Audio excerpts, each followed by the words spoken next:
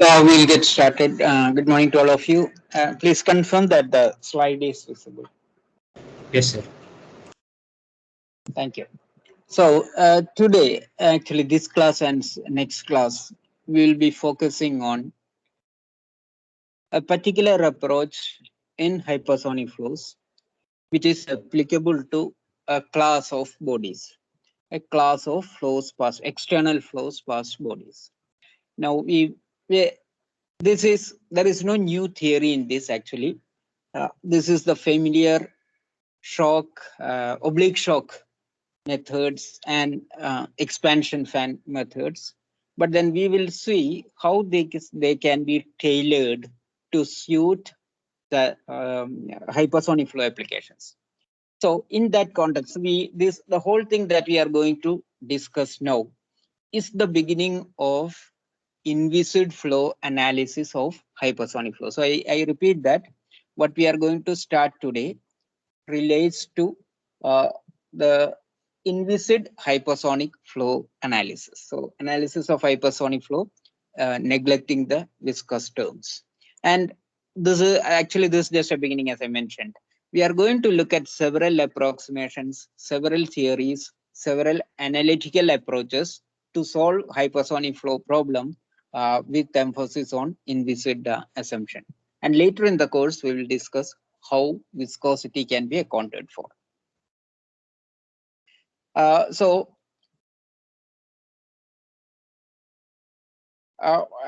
I mentioned, what we are going to discuss this class and next class will have a lot of reference to what we have studied in oblique shocks. So we'll be looking at some of the, or we will just review some of the analytical expressions that we have derived earlier. We won't do the derivation fully, but we'll just look at how we arrived at the regular derivations, and then we'll see how they can be transformed in the case of hypersonic flows. To begin with, please be reminded about the origin of what we called as the Mach waves, which can be actually more closely approximated by shock waves or oblique shock waves. And these are typical when you have the body moving at a velocity that is higher than the velocity of sound. So at each instance, it leaves pressure waves which move at the velocity of sound, but the body itself forges ahead because it moves with a higher velocity than that of sound. So the disturbances created by the body trail behind that. This is something which we have discussed in supersonic flows, and this obviously that it's just an extension of that into hypersonic analysis. Now, so what we are going to discuss in the next few sessions is what is referred to as shock expansion theory. Shock expansion theory. They call it as shock expansion theory, but I would rather, that's the reason why I retained this term here. But it's actually, it's better worded as shock expansion approach or shock expansion method, because there is no new theory introduced in this. This is just a combination of shock theory and expansion theory. So shock theory is a theory by itself. Expansion theory is a theory by itself. But what we have here is combining the two. So it's actually not a new theory. It's just combination of two approaches. So I would rather call it as shock expansion method. Anyway, in literature, you see it more popularly as shock expansion theory. Now, what is the applicability of it? That's the first thing. Applicability is for solving flow past thin bodies. What do you mean by thin bodies? Say like a diamond type airfoil, which is shown in this picture, which is a popular application of this. And for any application, it need not be a diamond shaped airfoil. Any application where you have such thin bodies, where the included angle is not relatively high, you can use a shock expansion approach to have an initial estimate of pressure distribution over the body.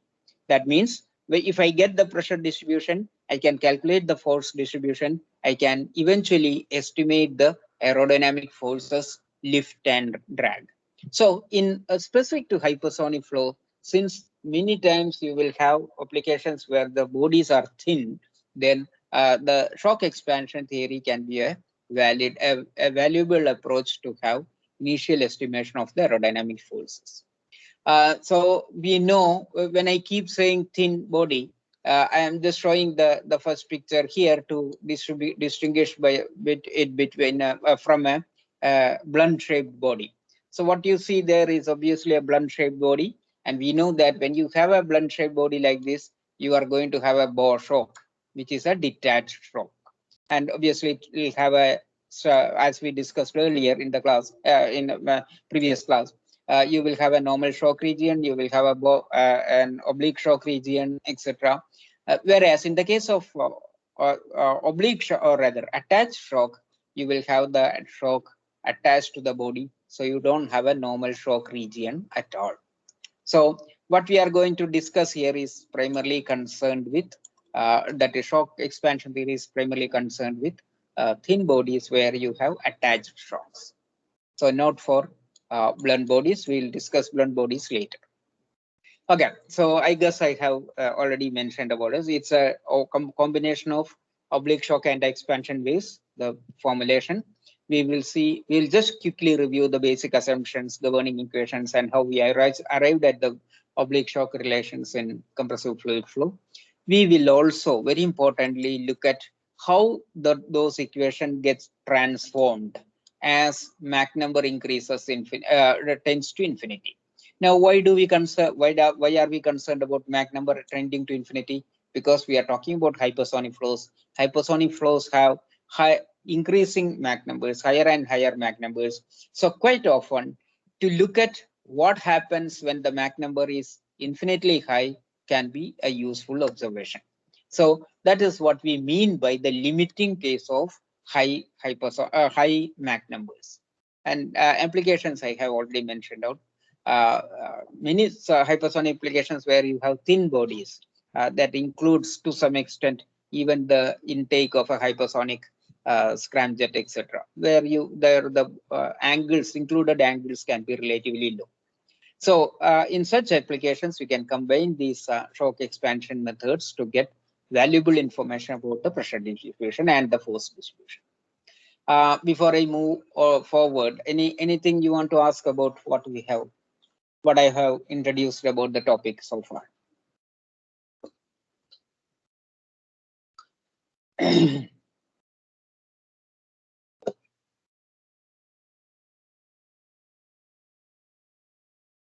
No. So we go ahead. You can stop me anytime. We are going to quickly look at some of the formulations, representations that we did for oblique shocks. We know about what is a compression corner. In supersonic flow, when you have a corner which is sort of trying to turn the flow back, you are going to have a normal shock, where you are going to have a oblique shock starting from the leading edge of the corner. And we have done the derivations here by resolving the, so that's a general case of an oblique shock formulation. That is, you have a corner, or it could be a V-type body where you have an oblique shock. It could be emanating on both sides. So it's a wedge, whereas what I tried to draw here was a corner. So this is compression corner, and this is the second. This is a wedge. The difference is wedge, you have flow on both sides. Compression corner has flow only on one side. But the nature of the shock is similar. Both are attached shock. As long as the included angle, the deflection angle theta is low. The included semi-angle theta is low. So this is what we mean by theta here. The geometry or the flow deflection angle, and the oblique shock angle is what we dictate as what we denote as beta.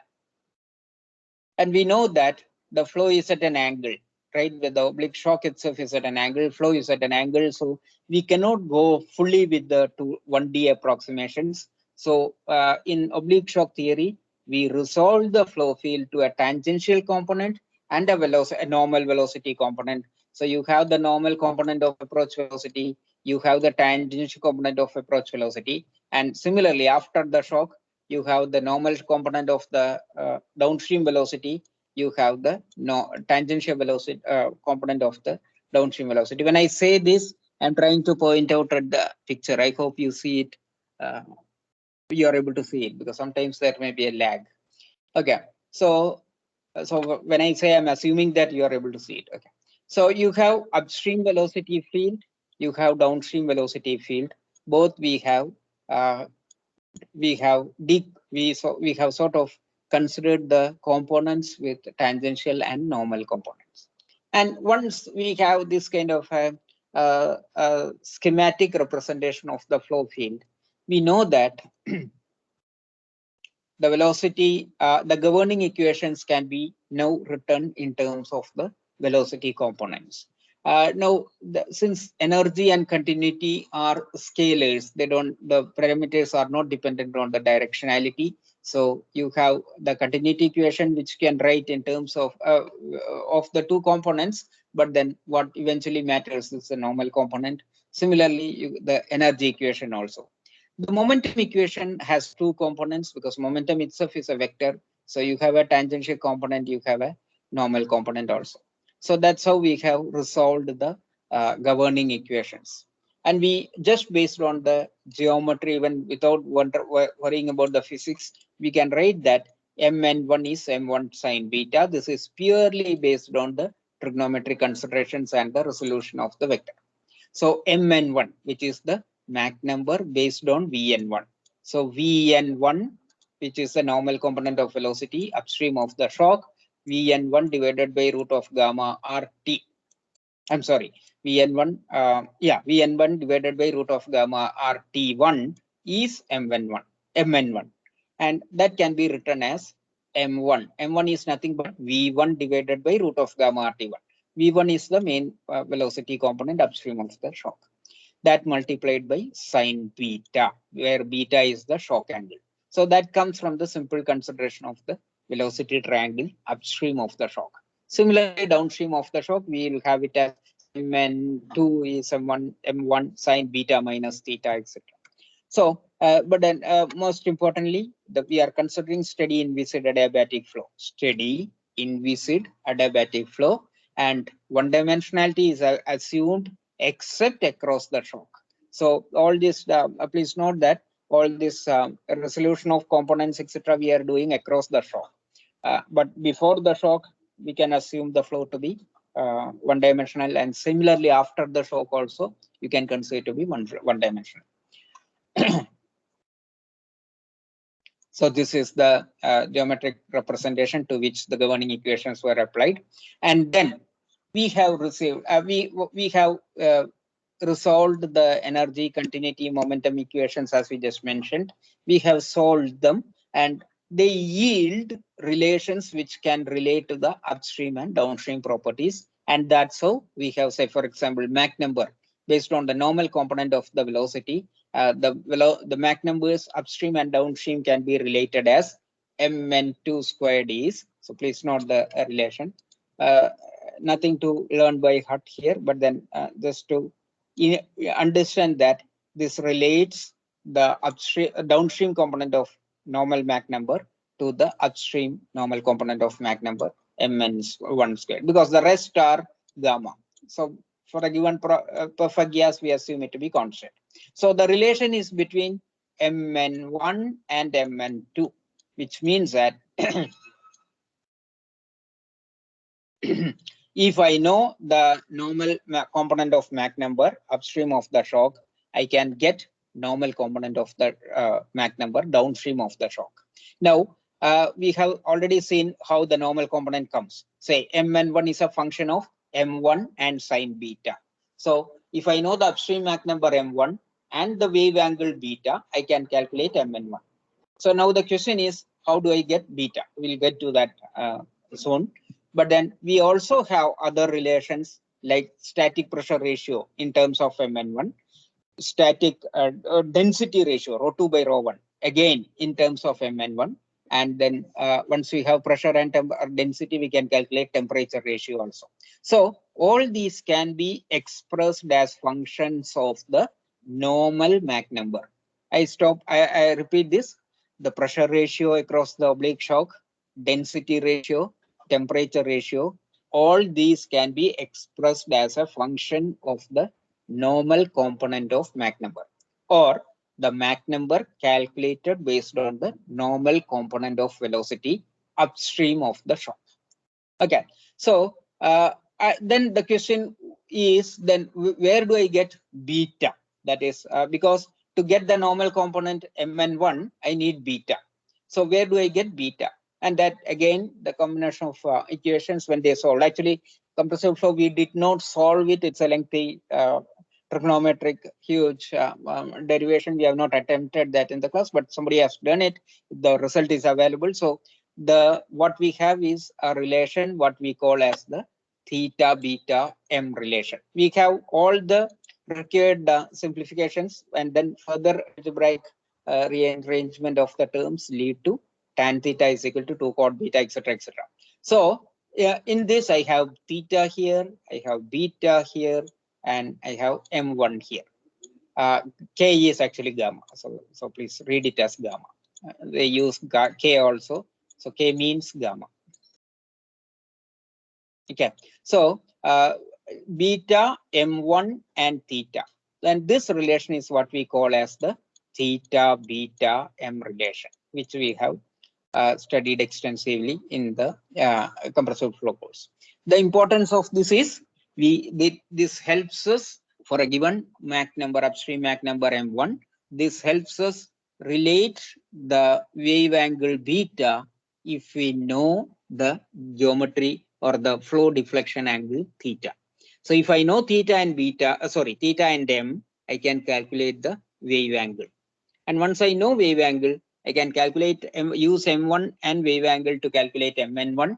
And then once I know mn1, I can calculate all the pressure ratios, density ratios, temperature ratio, etc. across the normal shock.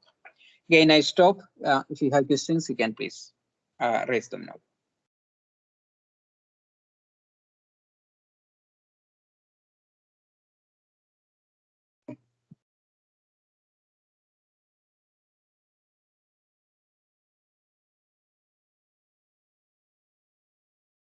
No questions. So now please remember that this theta beta m relation, this complex trigonometric functional relation, we have used it more practically using, or we have seen the more practical representation of it using the chart, that is shock deflection angle chart, that is wave angle deflection angle chart with for different Mach numbers. So each curve here represent is for a given Mach number, say like m1, m2, for a given Mach number m1, which is 2, 3, 4, 4, 5, etc., and going all the way to m infinity.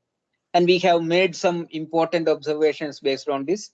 There are, for each Mach number, we have two two solutions for each combination of Mach number and deflection. That is, if I consider, say, Mach number 3, approaching flow Mach number 3, and a compression corner of angle 15 degree, then I will have two possible values of for beta, one here and another one on the other side. For this one, beta m equals 30, 40, 15 itself. So, and corresponding to the lower value, we call it as a weak shock, and the other one as a strong shock. Weak and strong because weak shock will have a lower pressure ratio across it. A stronger shock will have a higher pressure ratio across it.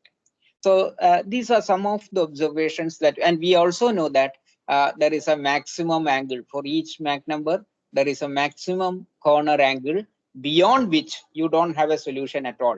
So, for example, if the deflection angle is 50, then I don't, or let me take a in between.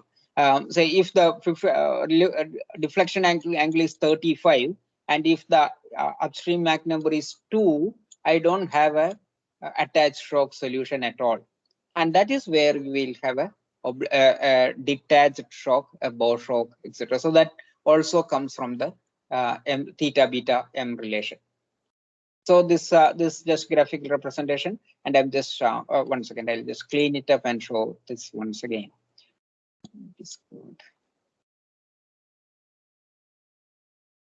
Yeah. So just to show those two values for corresponding to weak shock solution and strong shock solution. So we are just considering deflection angle 25. So I've just plotted a vertical from 25. So if you consider Mach number 3, approach Mach number 3, then this first point shows the weak point solution, weak shock solution, which is corresponding to that the corresponding wave angle beta. And the second one, the red one, shows the strong shock solution. So you have a value of what, 45 or something, 43, 44, 45 something for beta corresponding to the 45 degrees for corresponding to the weak shock solution, and something close to 80 corresponding to the strong shock solution. And in most practical applications, please be reminded that the weak shock solution will manifest. So these are observations that we have already seen. We have concluded based on the oblique shock relations. Okay, now we go to the next step. So once we have reviewed them, now we are going to look at these relations again and see what happens when Mach number increases, or more specifically, what happens when Mach number tends to infinity. Why we are looking at infinity is it gives us some simplifications which guide us in estimating what is going to happen when Mach number gradually increases. So it's a limiting scenario. So in maths, you have studied about limits. So the utility of them is they give some, they provide us some guiding conclusions as to what is going to happen if the Mach number increases infinitely. I think I should stop now, but I'll just cover this slide and then keep going. Static pressure ratio across the oblique shock. This is the relation. The first one is the relation that we have derived based on oblique shock theory. P2 by P1 is equal to 1 plus 2 gamma by gamma plus 1 into M1 squared sine squared beta minus 1 is the static pressure ratio that we have derived based on the energy momentum and continuity equation for a perfect gas across an oblique shock. Now, what happens when Mach number tends to be infinity? Please look at this equation, the top one. If Mach number tends to be a very high value, then in this bracket, this minus 1 can be neglected. It's because 1 becomes too small as compared to M1 squared. So we will neglect that minus 1 term there, which means that you can write it as, and also, I'm sorry, this one also, this additive term here also can be neglected because M1 is going to be a huge number. So we can add the additive unity terms can be neglected on both sides. In fact, this is not unity. This actually, if I take the bracket, this one here, it becomes 2 gamma by gamma plus 1, right? If I take this common factor inside, it becomes 2 gamma by, or rather minus 2 gamma by gamma plus 1. That is like 2 gamma is 2.8 for air is 2.8 divided by gamma plus 1, that is 2.4. So this parameter is slightly higher than 1. In either case, it's negligible when Mach number is very high. So we just neglect all that and then we simplify that relation as P2 by P1 is equal to 2 gamma by gamma plus 1 M1 squared sine squared beta. Similarly, we'll just take the other one also. The density term, actually for oblique shock, the density ratio comes as rho 2 by rho 1 is gamma plus 1. M1 squared sine squared beta by gamma minus 1 into M1 squared sine squared beta plus 2. Please bring the same argument here. I have M1 very high, so I neglect the additive 2 here. I neglect the term actually the okay. I think that's only this one I can do here. So I just neglect that additive 2 there, which means that the numerator will read gamma plus 1 multiplied by M1 squared sine squared beta divided by gamma minus 1 multiplied by M1 squared sine squared beta.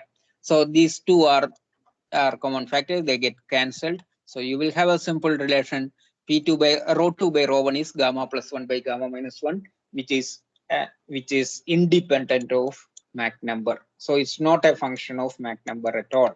That is, when Mach number increases gradually, rho 2 by rho 1 tends to be a constant for a given gas because it's only a function of gamma. So as Mach number increases infinitely towards infinity, the density ratio closest to be a constant, tends to be a constant. In the case of air, you can see that it is what gamma plus 1 is 2.4, gamma minus 1 is 0.4, so it's about 6, right? So the ratio, that constant is going to be 6. Rho 2 by rho 1 will tend to be approaching 6 as Mach number increases. This also has several important applications in the aerodynamics of hypersonic flow. We'll see some of them later. But today I stop here. We have a presentation to be made by group 1. We'll wait for that. But before that, I open it up. If you have questions, please raise them now.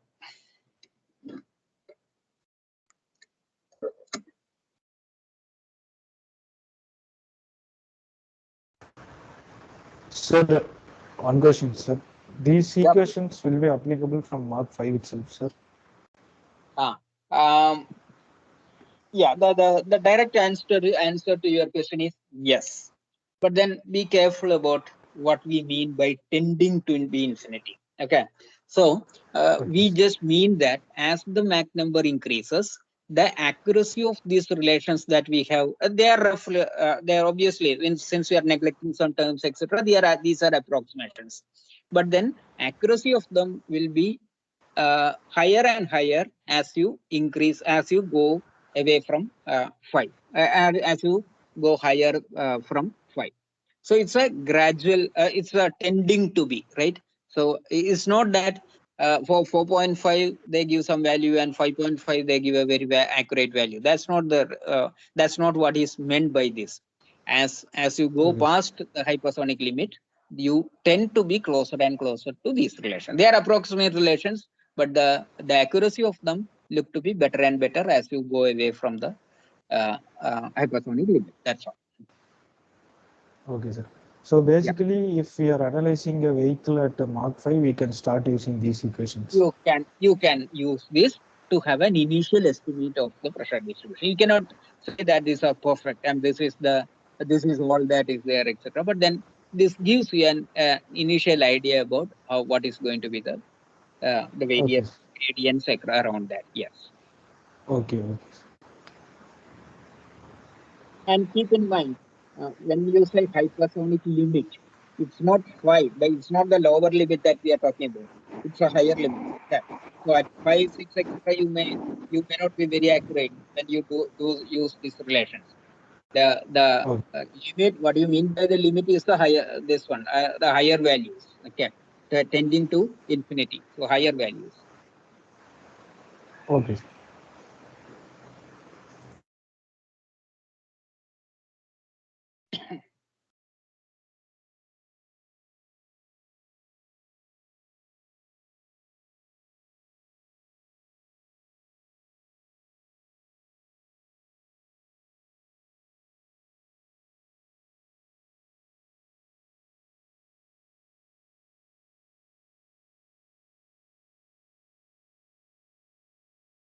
We will carry over this discussion in the next class also. Some more relations of interest, as well as we will quickly review the Prandtl-Meyer expansion flows also, because shock theory and expansion theory both are, as I mentioned already, the combination of them is what we call as the shock expansion approach, which is of fairly good utility in hypersonic flow analysis. So we will use that as the first tool to analyze hypersonic flow. So that's where the whole analysis is taking us to.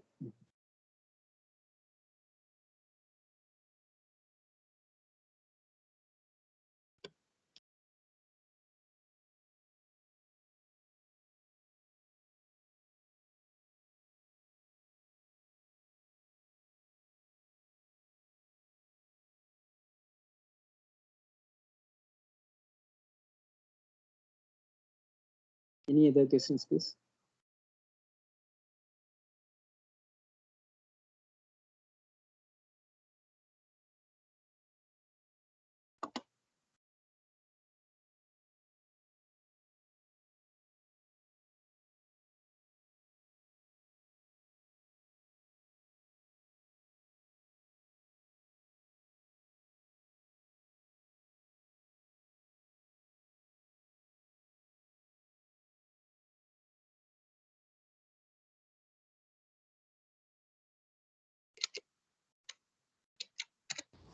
Sir, Please.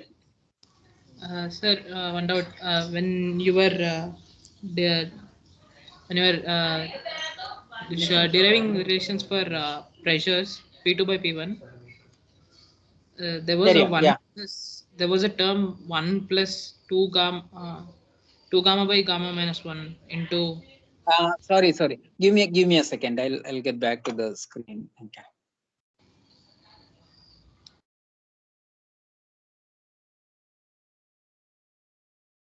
Yeah.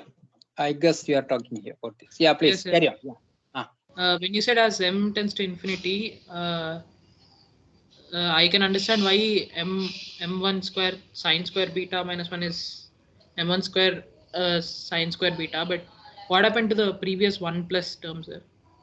That is, say, one itself. It's just unity there, right? That Yeah. itself tends to be small when you have a big value for m1 square. So for example, when you have a value of m1, uh, 36, this one I guess Apollo had 36 uh, during re-entry, etc., or 50 or some huge value. We are talking about tending to infinity, right? When you have the, and then it's actually the square of it that you have there. So when the value is so high, the additive terms of one can be neglected. That's all. Okay. It's an So, but approximation. That's why I'm saying, where at lower values, say starting from 5, 6, etc., if you start using this, you will have inaccuracy in the results. okay. So only at very high value. So it's like giving an idea about what is going to say. For example, as I mentioned for density, what does it tell us? It just tells us that when as Mach number increases, the rho 2 by rho 1 term tends to be more and more independent of Mach number. It approaches a constant. So it's just an indicative, or rather, yeah, it's just an indicative relation which helps us sort of understand some of the pertinent physics behind it. That's all. Okay, sir.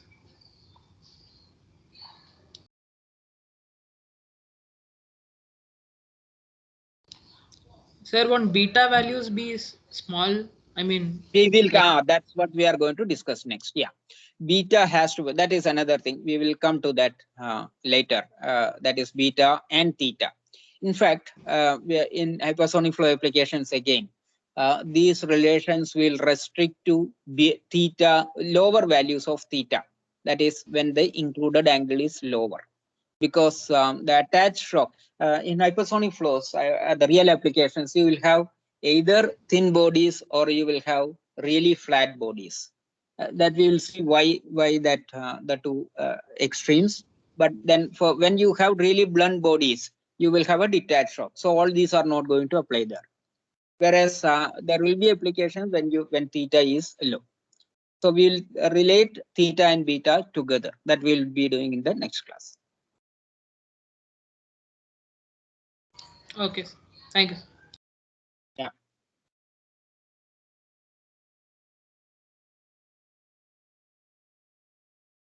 Okay, then. So now we'll move on to the discussion on Reynolds number and Mach number. I would request group 1 to, I'll stop sharing my. May I share the screen, sir? Yeah, please. Just a minute.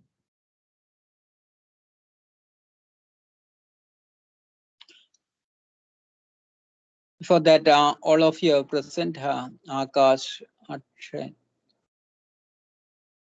Akshay Nivasni, Ashwin, Kishore, Yes, sir. Krishna Murali. I read the names correctly, right? Yes. Akash, Akshay, Ashwin, Kishore, Krishna Murali. All of you are there? Yes, sir. Yeah. Yes, sir. Yes, sir. Yes, sir. Please carry. Yeah. I hope you can see the presentation. Yeah, it's you can put that Yeah. in slide. Is it slideshow already or no? Yes, sir. Is It is in slideshow. okay. So good afternoon, everyone.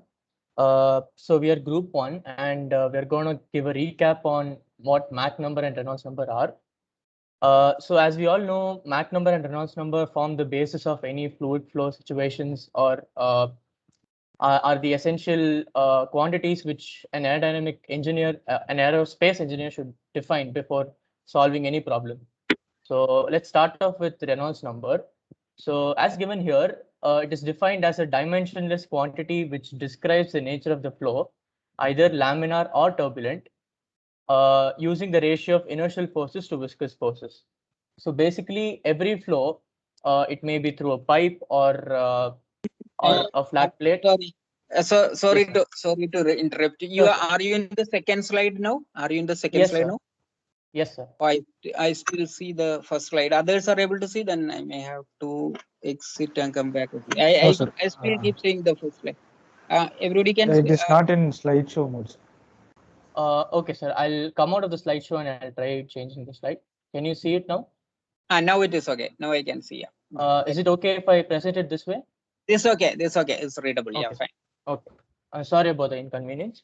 No. So yeah, as I was saying, it is defined as a dimensionless quantity, which describes the nature of the flow. It could be either laminar or turbulent. And it is nothing but the ratio between the inertial forces to the viscous forces acting upon the flow. Before going towards what the actual quantity is, let us see what laminar and turbulent flows are. So laminar flow is nothing but, to define in a very simple way, those are fluid particles moving along straight parallel path in layers or laminae. So we cannot see any discrepancy in the flow of the particles, and they follow a certain streamline towards the end of the flow. Coming to turbulent flow, those are which follow irregular fluctuations or undergo mixing while traveling from a point to another point inside the flow field. So after defining this, we will look at how Reynolds number was derived. So Reynolds number was taken from an experiment conducted by O. Reynolds in 1883. It is a very simple experiment where uh, a quantity of water is passed through a pipe, and a, a dye is also passed through the same pipe to examine the to visualize the flow. And it was observed that in low velocities, the dye was following a straight path as given before, and in high velocities, the dye was mixing and had a very irregular fluctuating path. So this brought about the concept of laminar flow and turbulent flow. And from this analysis, Reynolds number was derived, which is given as rho Vd by mu. Now this d rho Vd by mu is defined for a flow through pipe, but in general, Reynolds number can be defined as rho Vl by mu. For a pipe, the length of the flow field becomes the diameter. Now, when we look at this formula, we can see that rho is defined as the density of the fluid, V is the volume, D is the diameter of the pipe, and mu is the viscosity of the fluid. Now, analyzing the formula, we can see that the numerator part is called as the inertial resistance part, which basically is the inertial force acting on the flow. And we all know that the formula for inertial force is mass times acceleration. And by simplifying, we can obtain rho Vd. And viscous force is nothing but shear stress into area. And from this, we can also obtain mu. So from this formula for a flow through pipe, the analysis brought in this comparison of or a distribution of flow fields, that is laminar flow turbulent flow and critical flow.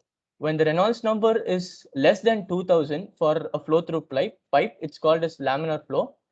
And when the Reynolds number is higher than 4000, it is called as turbulent flow. Any any quantity between 2000 and 4000 is called as critical flow, which is the transition period between laminar and turbulent flow. Now, if we look at where this Reynolds number is placed at utmost importance in every fluid involving field, we can look at the application of it in modeling various aircrafts where, for example, if we want to model an aircraft bigger than Antonov, it cannot be, the aerodynamic testing cannot be done in a wind tunnel, but we know the Reynolds number of the flow field, and hence we can scale down the model to such a size where we can perform the test on the model using the same Reynolds number as to imitate the flow characteristics of the actual scale model. So this was the application of Reynolds number. Now I would move on to Mach number, which would be explained by Kishore. Okay, thank you, Ashwin, for a brief intro about Reynolds number. And now I will be giving a brief review about Mach number. So what is Mach number? The Mach number is defined as the ratio of speed of an object moving through a particular medium, a fluid medium basically. We are discussing about fluid flows, to the speed of sound in that particular fluid medium actually. So down you can see the formula basically. It is given as V by C. V is the speed of the object moving through that fluid, and C is the speed of sound in that fluid. So again, C can be defined as the root under gamma RT. Gamma is the ratio that is Cp to Cv ratio. Then R is the universal gas constant, and temperature is actually the local flow temperature. It's basically the static temperature we are considering for the speed of sound in a particular medium. So then, based on this Mach number, there are different regimes of flow like subsonic, transonic, supersonic, and hypersonic. Next, can you?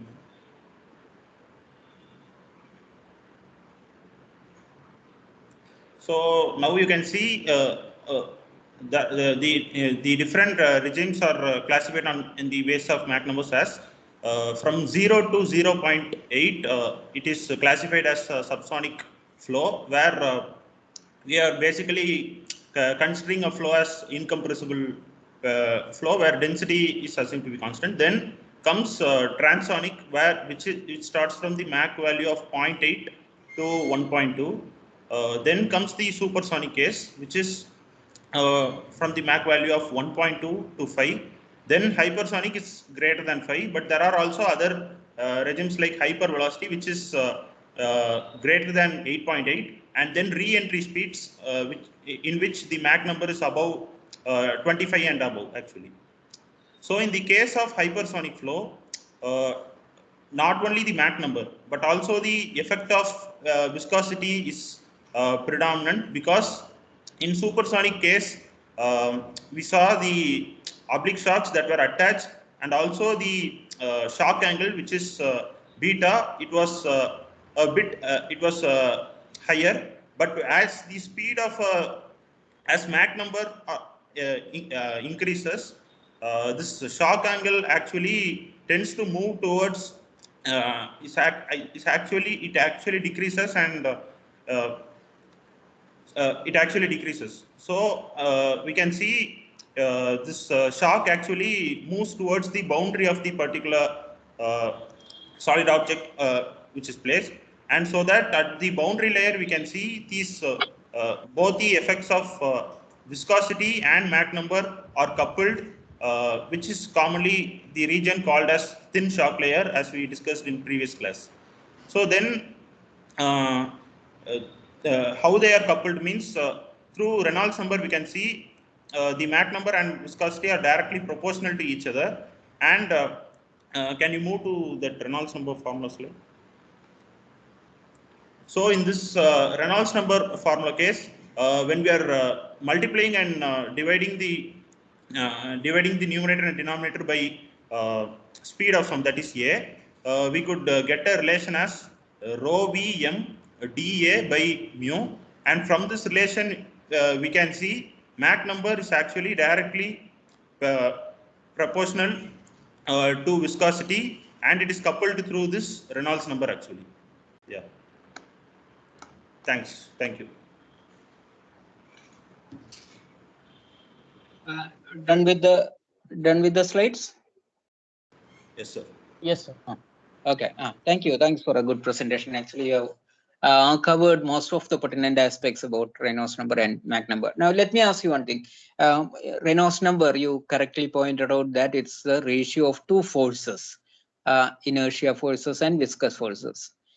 Mach number, other than the definition that you mentioned about velocity and sound velocity, can we say that in terms of two not forces, actually two energies? Can is there any way that we can relate it to energies of the flow? Can you repeat the question, sir? What? Say Reynolds number is, as you have mentioned correctly, is inertial forces divided by is a ratio of two forces, inertial viscous. Similarly, Mach number, how do we connect that to ratios of two energies? It is the ratio of the internal energy and the specific kinetic energy, sir. Both are specific. Good. Right. Can you be more specific about that? Is it exactly the ratio of the two, or what is the numerator? What is numerator? What is denominator? Yeah. It's 2u by the specific kinetic energy, sir. I'm not sure. I don't know the relation. I don't remember now, the relation. What is numerator? No, that's okay. Exact relation is fine. But what is numerator? What is denominator? Which energy comes in the numerator? What is in the denominator? I think it is internal energy that comes in the numerator. No, yeah, it's other way around actually. But then what you said is very important. That is, this for the entire class. Please be reminded about it, or please be aware of it. Mach number, though the definition that we popularly use is V by A. It has even a more important connotation. It's actually ratio of specific energy, or rather, it's proportional to the ratio of specific energy to that is square of Mach number. So if you write, it's quite easy to show that. Say V equals, M is equal to V by root of gamma RT, right? Now, if you write M squared is equal to V squared by gamma RT.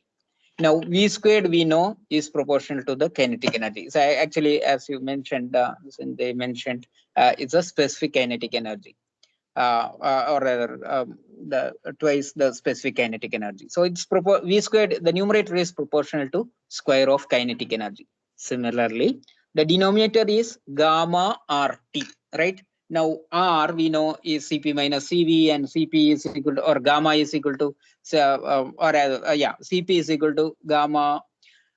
Cp by Cv is equal to gamma, so Cp is equal to gamma Cv, etc. So we can write the whole thing in terms of Cv, which comes out to be something like Cv into gamma multiplied by gamma minus 1 into T. So what is Cv into T? So Cv into T is nothing but the internal energy. So in the numerator, we have an internal energy term, Cv into T, and of course, the gamma factor. We keep it aside, but we are just talking about proportionalities. So you have a kinetic energy term in the numerator. You have an internal energy term in the denominator. So please keep in mind that M squared is a function of the ratio of kinetic energy to internal energy. This is important because when kinetic, so it actually says which is dominant. So the higher the dominance of kinetic energy, the higher will be the Mach number. And that's the reason why when we consider any compressible flow, we need to consider the formation, the coupling between the kinetic energy and the thermal energy, because they will be the physics will be dominated by sort of competition between the kinetic energy and the thermal energy.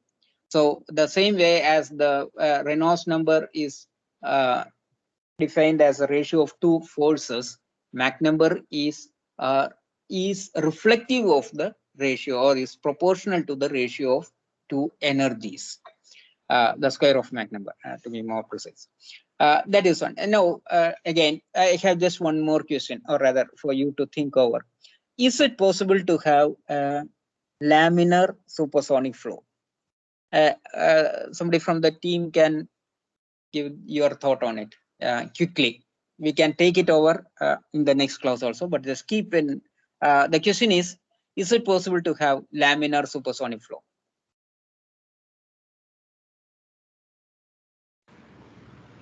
Sir, in Or case of laminar, supersonic, actually, laminar hypersonic even. Yeah, please carry on. velocity will be like increasing, sir. So by adjusting suitably the viscosity term, I think we can achieve.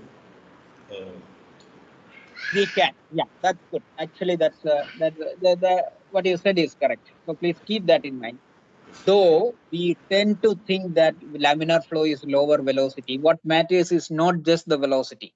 It's a viscous to inertial forces, rather inertial to viscous forces. So if it is possible, if the viscous dissipation is significantly high, even with higher velocities, higher Mach numbers, you can still have laminar flow. So it makes sense to say, talk about laminar supersonic flow and even laminar hypersonic flow. In fact, if you go to journals, many of the propulsion related studies, you can see that they may be conducted either mostly the numerical studies or theoretical studies, etc., will be focused on laminar interaction in hypersonic flows or supersonic flow, because they also have certain pertinent characteristics and importance, etc. So please keep in mind that the laminarity and the supersonic and subsonic or hypersonic nature, they are two different things. They can coexist. So one doesn't rule out the other. I guess we have exceeded the time. We will discontinue some of these points in the next class. We will be also continuing the hypersonic limit approximation for shock expansion theory. Thank you. We'll stop here for today. Thank you. Thanks to all of you. Bye. Thank you, sir. Thank you, sir. Thank you, sir. Thank you, sir. Thank you, sir. Thank you.